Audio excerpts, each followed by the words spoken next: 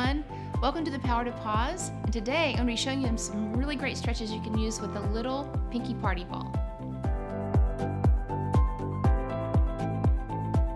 And this is part 2 of pinky ball stretch. And remember, if you don't have a pinky party ball, you can use a tennis ball. Everything we do on the wall with a pinky ball or a tennis ball, you can do on the floor. The floor stretch is just a little more intense because all of your body weight is going to fall into that ball. When you're on the wall, you can kind of manage or monitor how much you press into your wall. But here, we're going to take that and same thing, we're going to roll back. We're going to take that ball and place it right at our low back.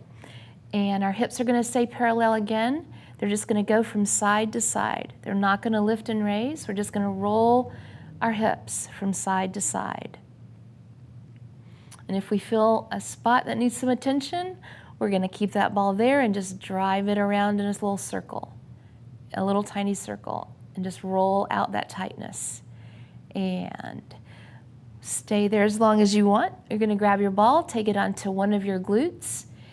The glute, the leg is extended with the ball under your glute. And it can go all the way to the floor if you'd like, and you can roll it around, or you can lift your leg and add a little more pressure, a little bit more body weight into that ball, whatever you want. And when you find that spot, just rock on it.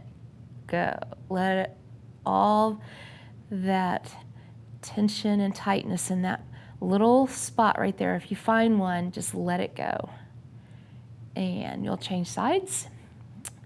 And whatever glute has the ball, that leg will be extended and the other knee will be bent. You're just going to manage that body weight as you roll in a circle, or if you hold and just rock on your spot. This should feel really good. And you're going to hold center and you're going to grab that ball. And the same thing, you're going to take it underneath your shoulder blade, right under your shoulder blade, right at that lat. And you're going to take your hands over your head this time, and you're just going to hold that head off the floor just a little bit, and you're going to roll back and forth right with that ball, right in between that spine and that shoulder blade, right into that lat. This should feel really good. It does.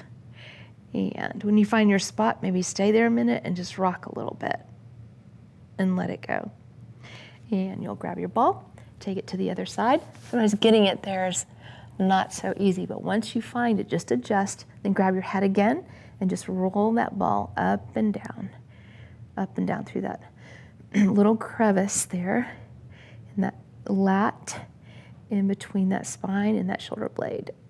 And when you're done, you're going to grab your ball again, and you are going to switch around onto your hands and knees.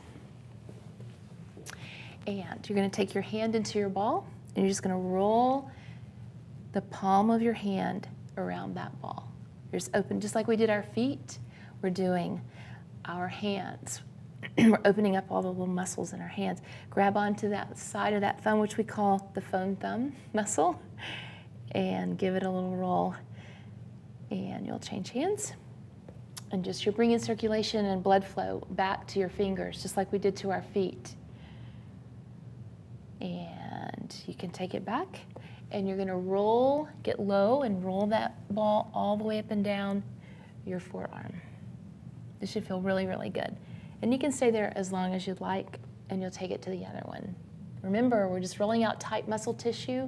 We're bringing circulation and blood flow back to stuck areas in our body. And you are done, and you have ball stretched. Thank you for checking us out. Hope you enjoyed your stretch, and hope you come back again and keep stretching. And you are done. Okay?